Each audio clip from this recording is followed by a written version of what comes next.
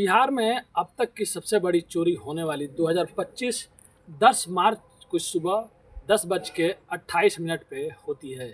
यहाँ पे 5 लुटेरे आते हैं और एक ज्वेलरी शॉप जो बल्कि इंडिया में नहीं पूरे देश में फैली हुई है, देश विदेश में भी फैली है, जो टाटा कंपनी का एक कंपनी है जिसका नाम तनिष्क है, जो ज्वेलरी शॉप है वो पूरे भारत में फैली हुई है।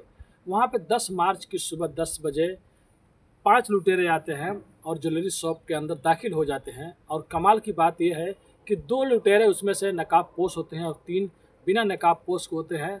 और अंदर घुसने के बाद बंदूक की नोक पे लगभग 25 करोड़ हीरे और सोने की चोरी करते हैं और वहाँ से वो लोग फरार हो जाते हैं। और वहाँ की एक जो महिला होती हैं वो पुलिस वालों को बार बार कॉल करती है 112 नंबर पे, तो कोई फ़ोन ही नहीं उठाता। लगभग 8 से 10 बार कॉल कर देती है और इधर 9 मिनट में पूरे ज्वेलरी शॉप ही लूट जाती है। तो चलिए पूरी कहानी को बताते हैं हम, आखिर कैसे चोर वहाँ पे आते हैं और 9 मिनट में कैसे पूरे ज्वेलरी शॉप को साफ कर देते हैं और इधर पुलिस को भनक भी नहीं लगती है। तो नमस्ते, आदाब, सत श्री अकाल। आज की जो सच्ची घटना बताने जा रहा हूँ ये करीब आज से 1 हफ्ते पहले की बात है। आरा में एक ज्वेलरी शॉप है जिसका नाम तनिष्क है, जो देश और विदेश में भी फैला हुआ है। और इस तनिष्क ज्वेलरी शॉप का एक रूल है, इसके अंदर कोई भी आएगा तो 4 आदमी 5 आदमी एक साथ नहीं आ सकते हैं, इसका ये रूल है। और जो भी आदमी इसके अंदर दाखिल होगा वो कोई भी आदमी नकाबपोश नहीं रहेगा, यानी कि बुर्के में नहीं रहेगा, उसका चेहरा साफ साफ दिखना चाहिए। और जब तक अंदर जितने भी लोग बैठे हैं वो लोग सामान नहीं ले लेते हैं तब तक कोई भी नया ग्राहक उसके अंदर नहीं जा सकता है। सुबह 9:30 बजे के टाइम इस ज्वेलरी शॉप में लगभग 25 स्टाफ काम करते हैं, जिसमें महिलाएं भी हैं और आदमी भी हैं। सुबह सुबह के टाइम हो रहता है, 3 लड़के दाखिल होते हैं इस ज्वेलरी शॉप में। 3 लड़के दाखिल होते हैं जो गाइडलाइंस को पूरा फॉलो करते हैं, जो नकाबपोश नहीं रहते हैं। सबसे पहले इसमें 3 आदमी जाते हैं और 3 लड़के जाने के बाद फिर 2 लड़के और आ जाते हैं। और जैसे 2 आदमी जाते हैं, जो एक हेलमेट लगाया रहता है और एक मास्क लगाया रहता है, जैसे ही जो वहाँ पे गार्ड खड़ा रहता है वो उनको हटाता है, बोलता है कि ये गलत है, तुरंत वहाँ से उसका राइफल ये लोग छीन लेते हैं और बंदूक निकाल के सब लोगों पे तान देते हैं। यानी कि 10:28 पे ये लोग एंट्री करते हैं और 10:28 एंट्री करने के बाद ये सारा माल लूटने में लग जाते हैं। और कमाल की बात ये रहती है कि इसमें से जो 5 रहते हैं, 5 में से 2 तो अपने चेहरे ढके रहते हैं, लेकिन 3 जो रहते हैं वो लोग ऐसे बिंदास घूम रहे होते हैं। और किसी के भी पैरों में जूते नहीं होते हैं, सबके पैरों में चप्पल होते हैं। और दिखने में ये सब के सब यंग होते हैं, यानी कि लगभग 20 से 30 साल के उम्र के नीचे के ही रहते हैं। अब देखते देखते जो चीज़ उनको मिलता है, जहाँ से मिलता है, ये लोग अपने झोले में जो थैले रहते हैं उसमें बटोरने लगते हैं। ये लोग कुल 3 थैले लेके आए रहते हैं, जितना माल होता है ये लोग उसमें भरने लगते हैं। तभी वहाँ का एक स्टाफ होता है जो साइड में हट के सोचता है कि मैं पुलिस वालों को फ़ोन कर दूँ। तभी वहाँ का एक जो लुटेरा रहता है, लुटेरा उसको देख लेता है और देखने के बाद जाके उसके ऊपर राइफल तान देता है। लेकिन दूसरा लुटेरा बोलता है इसको गोली नहीं मारो। फिर वो उसी राइफल से उसको 2 बार सर पे मारता है, जिससे उसका खून बहने लगता है। फिर उसको लाके एक जगह जहाँ पे और लोग बैठे रहते हैं वहाँ पे बैठाया जाता है और उसी में एक महिला होती है जो उसकी बैंडेज उंडेज करने लगती है। अब तभी लगभग 6 से 7 मिनट बीत गए होते हैं, तभी एक जो लड़की होती है वो मौका देखकर पुलिस को फ़ोन करने लगती है। 1 या 2 बार नहीं, कुल 8 या 10 बार पुलिस को फ़ोन कर देती है। पुलिस फ़ोन उठाती भी है तो बोलती है अभी मैं आ रही हूँ, और आते आते पुलिस लगभग बहुत ज़्यादा लेट कर देती है। उसके बाद 9 मिनट तक ये चोरी चलता है, यानी कि पूरी ज्वेलरी शॉप लूट जाती है। और लूटने के बाद जब लोग बाहर निकलने लगते हैं, सब लोगों को एक कोने में बैठा देते हैं और बैठाने के बाद वो लोग बोलते हैं अगर कोई भी चालाकी करने की कोशिश की या किसी को बुलाने की कोशिश की तो उसे गोली मार देंगे, हमारे आदमी बाहर भी खड़े हैं। तभी वो लोग बाहर निकलते हैं, जहाँ पे उनके एक दोस्त रहता है जो बाइक लिए खड़ा रहता है। यानी कि कुल 5 लोग अंदर रहते हैं और एक बाहर खड़ा रहता है। अब जैसे ये लोग बाहर निकलते हैं, तुरंत एक बाइक पे 2 लोग सवार होते हैं, यानी कि कुल 3 बाइक होता है और 6 लोग फरार हो जाते हैं। फरार होने के बाद लगभग 1 मिनट बीतता है, तभी तुरंत जो ज्वेलरी शॉप के अंदर जो जितने भी स्टाफ होते हैं वो लोग बाहर निकलते हैं और शोर शराबा करने लगते हैं।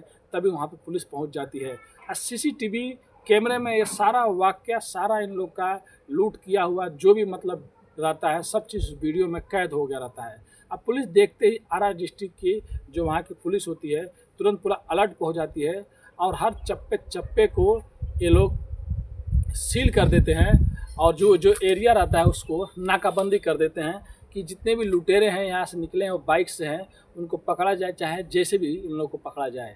और तभी पता चलता है और मीडिया, सोशल मीडिया के जरिए तुरंत ये वायरल होने लगता है कि कुल 25 करोड़ की चोरी हुई है। अब लगभग 1 घंटे या 1.5 घंटे बीते रहते हैं, यानी कि 20 से 25 किलोमीटर ये लुटेरे जो रहते हैं वो लोग बाइक से भाग रहे होते हैं। तभी पुलिस एक जगह नाकाबंदी की रहती है लगभग छपरा के पास में, तब तक ये लोग पुलिस वाले को देख लेते हैं और अपनी बाइक घुमाने लगते हैं तो पुलिस इन लोग को पीछा करने लगती है। अब जैसे आप लोग फिल्मों में देखे हैं कि पुलिस कैसे चोर को पकड़ती है, चोर की पीछा करती है, तो चोर भी इधर से फायरिंग करते हैं और पुलिस भी उधर से फायरिंग करते हैं। लेकिन बोलते हैं ना कि कानून के हाथ बहुत लंबे होते हैं, आप जहाँ तक भाग सकते हैं भाग लीजिए। आप लोग जब हार जाएंगे और पीछे घूम के देखेंगे तो पुलिस खड़ा मिलेगी। सेम वहाँ पे भी होता है, जो आरा की पुलिस होती है वो दौड़ाती रहती है और चोर भागते रहते हैं। लेकिन तभी वहाँ के जो आपस में दोनों की मुठभेड़ होता है पुलिस और चोरों में, तभी पुलिस की 2 गोली एक चोर को लगता है और 2 गोली एक चोर को लगता है। दोनों चोर वहीं पे गिर जाते हैं और गिरने के बाद पुलिस जब मौके पे पहुंचती है तो 2 थैला वहाँ से बरामद हो जाता है, जिसमें सोना, चांदी, हीरे जवाहरात जो भी वहाँ पे इसमें रखे रहते हैं, तुरंत उनको लाया जाता है और हॉस्पिटल में भर्ती कराया जाता है। और उसके बाद उन्हीं चोरों से पता लगाया जाता है, जो गार्ड रहता है जिसके लोग राइफल छीने रहते हैं वो भी राइफल मिल जाता है। और उसके बाद जो वहाँ के एसपी आते हैं और एसपी आने के बाद वो एक बार प्रेस कॉन्फ्रेंस करते हैं। जो एसपी वहाँ के हैं उनका नाम राज है, और प्रेस कॉन्फ्रेंस करने के बाद वो बताते हैं कि बहुत जल्द हम लोग उन चोरों को पकड़ लेंगे और हम लोग जितना माल वो लोग लूट के लेके गए थे, हम लोग कुछ ही घंटे में इतना माल वापस ले लिया और उन चोरों को पकड़ लिया और जो भी चीज़ है जल्द से जल्द हम उनको भी पकड़ लेंगे। तभी उनमें से एक आदमी एसपी साहब से ये सवाल कर बैठता है कि सुनने में आया है कि ज्वेलरी शॉप से जब ज्वेलरी शॉप लूट रही थी तो उस टाइम पुलिस 112 नंबर पे, जो आपका सोशल मीडिया पर नंबर है, जो आपके हैंडल में नंबर है, कहीं भी लिखा रहता है 112 मिलाइए और तुरंत पुलिस को अपने पास में पाइए। तो ये तो बात आप लोग लिखते हैं, लेकिन ऐसा सच में होता है कि नहीं होता है? क्योंकि जब वहाँ पे बार बार पुलिस को फ़ोन जा रहा था, अगर पुलिस शायद टाइम पे आ गई रहती तो चोर वहीं पे पकड़े जाते और वो लोग बाहर भी नहीं निकल पाते और जो भी ये हुआ है वो हो नहीं पाता। तब एसपी राज जो वहाँ के हैं वो सोच में पड़ जाते हैं। फिर वो सफाई देते हुए कहते हैं कि देखिए 112 जो नंबर है हम लोग का, इस पर एक ही बार में बहुत से लोग फ़ोन करते हैं, इसीलिए शायद बिजी बता रहा होगा, वेटिंग बता रहा होगा, इसके लिए थोड़ा लेट हो गया रहता। लेकिन कहने का मतलब ये है, जब आप लोग ये बोल रहे हैं तो किसी भी आपातकाल में, किसी भी मतलब अवस्था में आप लोग 112 मिलाइए और पुलिस को तुरंत अपने पास में पाइए। अगर कोई आदमी कहीं पे फंसा हुआ है और वो 112 नंबर पे मिला रहा है तो पुलिस 1 बार 2 बार फ़ोन नहीं उठाई, 3 बार नहीं उठाई, तब तक उस आदमी का जान चला जाएगा या कुछ अनहोनी हो जाएगा। तो उसके बाद जो पुलिस, जो एसपी रहते हैं वो कुछ नहीं बोलते हैं, लेकिन ये आश्वासन देते हैं कि बहुत जल्द हम उन चोरों को भी पकड़ लेते हैं। लेकिन बाद में जो FIR हुआ रहता है वो 10 करोड़ 9 लाख का हुआ रहता है, मतलब उतने का चोरी हुआ है। शुरू में यही होता है कि जो भी आता है कि 25 करोड़ का चोरी हुआ है, लेकिन एक दिन पहले का रिपोर्ट है, यानी कि 9 मार्च को लगभग 24 करोड़ कुछ लाख रुपए वहाँ पे जो मतलब ज्वेलरी में बचा रहता है। जब चोरी होता है तो उस टाइम 25 करोड़ का नाम लेते हैं, लेकिन चोरी होने के बाद जब चेक किया जाता है कितना का मतलब माल बचा हुआ है, लगभग 14 करोड़ या कुछ लाख का उसमें सोना चांदी जो भी रहता है वो बचा रहता है।